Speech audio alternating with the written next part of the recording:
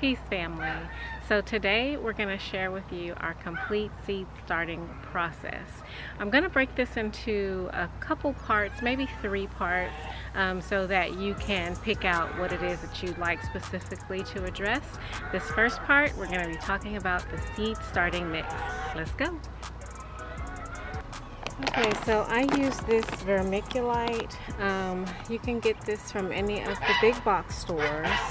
But we like to use vermiculite when we start our seeds because it's going to help retain moisture, and you don't want your seedlings to get dried out. Vermiculite is just a mineral that's mined.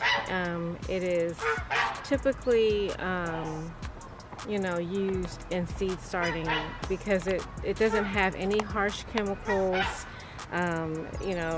It could almost be considered organic because it's not going to have anything that's going to like damage your seeds. Then I use peat moss. And again, you can get the peat moss from any big box store. And peat moss is just a decomposed sphagnum moss, okay? And again, there's no harsh chemicals in the peat moss, and we like to use peat moss in a seed starting mix because it keeps the mix really airy and fluffy so that your seeds, the little baby seedlings, have such gentle root systems so they will be able to navigate through something really airy like the peat moss and the vermiculite. You could even sift this, which I've done before, but I find that if I just kind of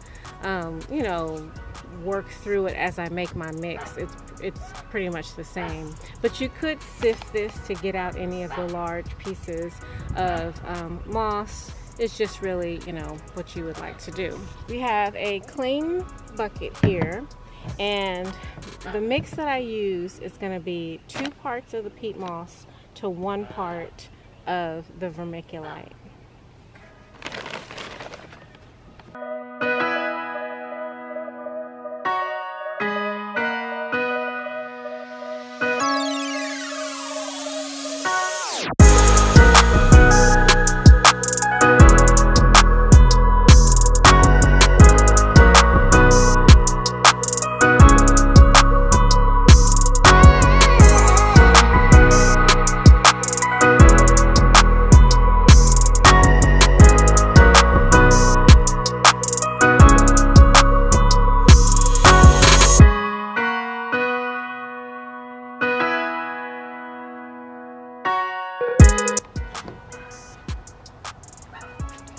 Okay, now you just want to mix really well.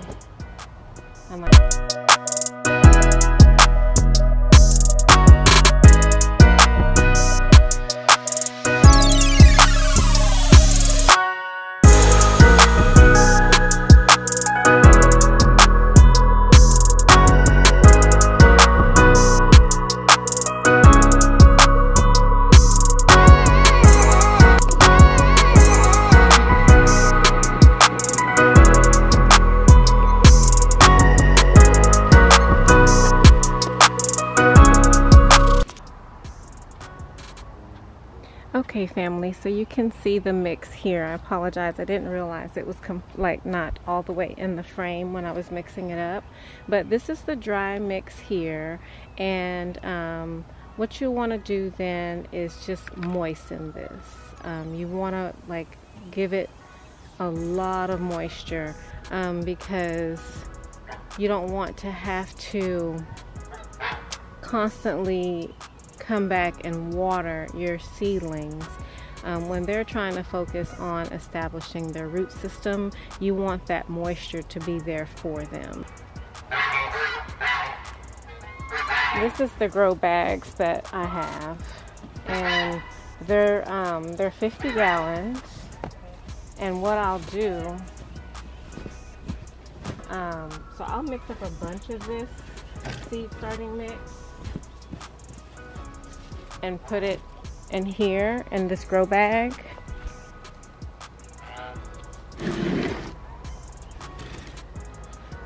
I'll put it in this grow bag so that I don't have to mix it up every time you know, I need new soil mix.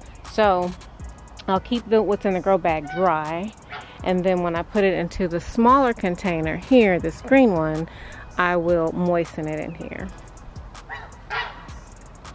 So I'll be right back.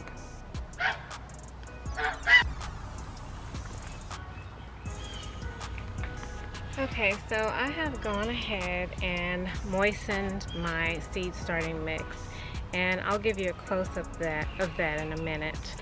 Just wanted to just kind of wrap with you just a little bit some things that I was thinking about as I was watering the mix. Earlier when I mentioned that you want to use 1 part of the vermiculite to 2 parts of the peat moss, I was thinking it may not be clear what I mean by a part. So a part is any size vessel that you choose to use. It could be an old pot like this, it could be this container here, it could be a measuring cup, it could be anything that you decide to use as your standard. And then a part would just means that you would use 2 of that exact same size, or 1 of that exact same size.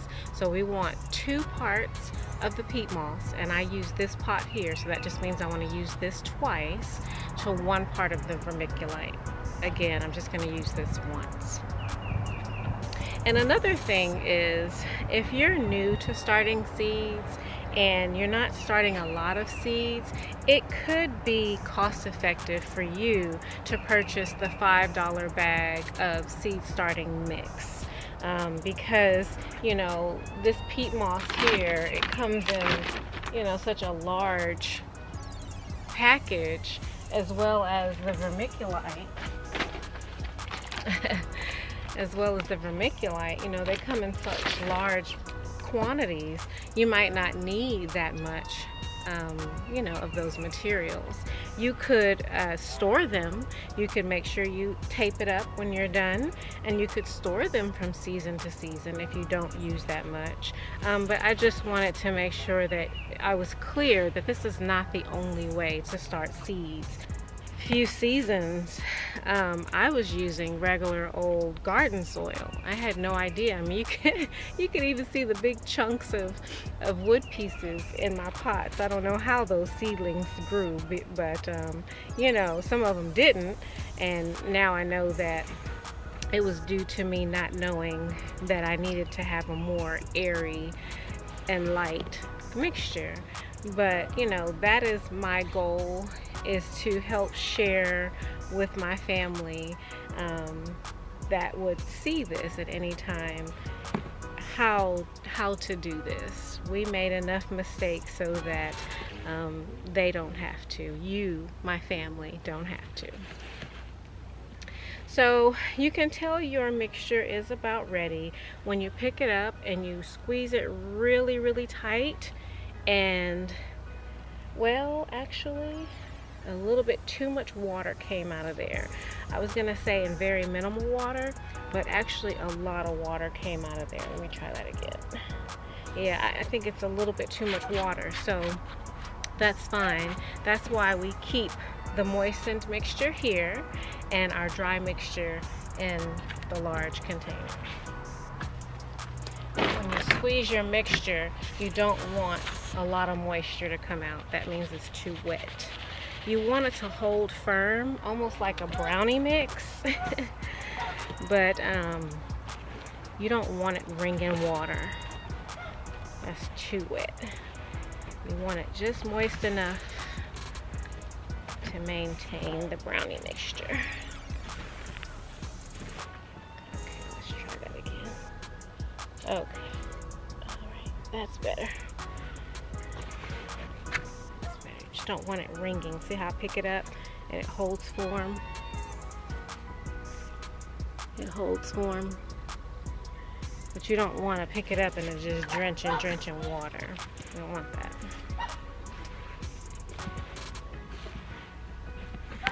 Alright, so then what we're going to do, I like to keep this I keep this closed up and even put something on top of it, because if you leave it, you don't want something coming in there and finding a home in your seed starter mix. So just keep it closed up.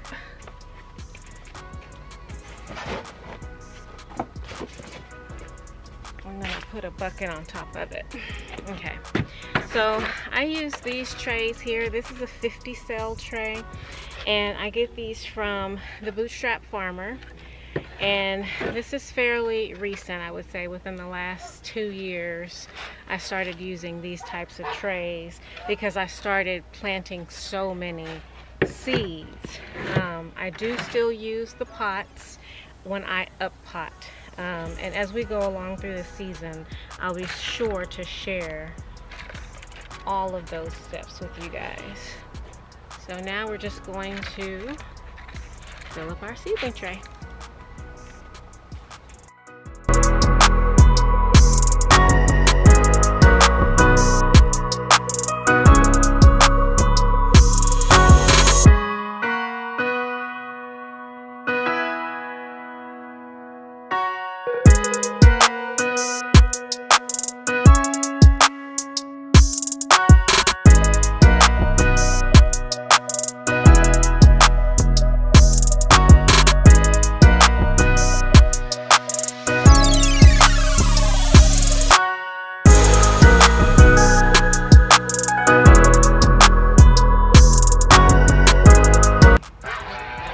You want to make sure you tap it down.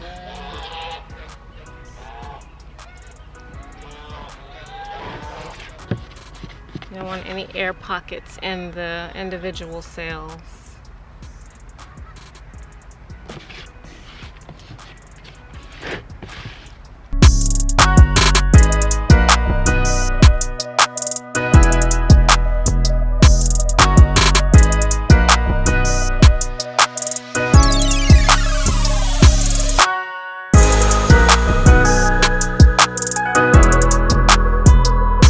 Do is go through and just sort of clean up each cell so that there isn't any soil mixture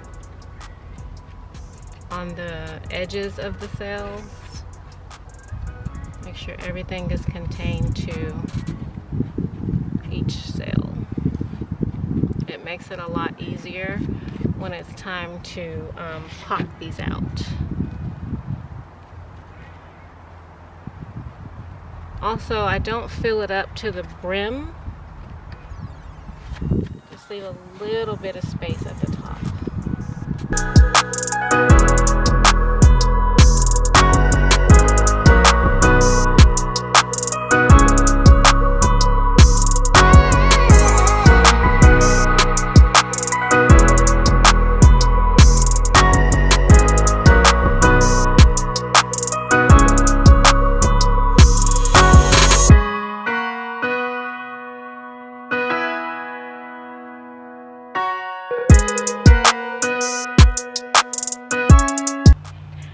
Family, so go ahead and click here so that you can see part 2, planting the seeds and putting the trays on our grow racks. We'll see you there.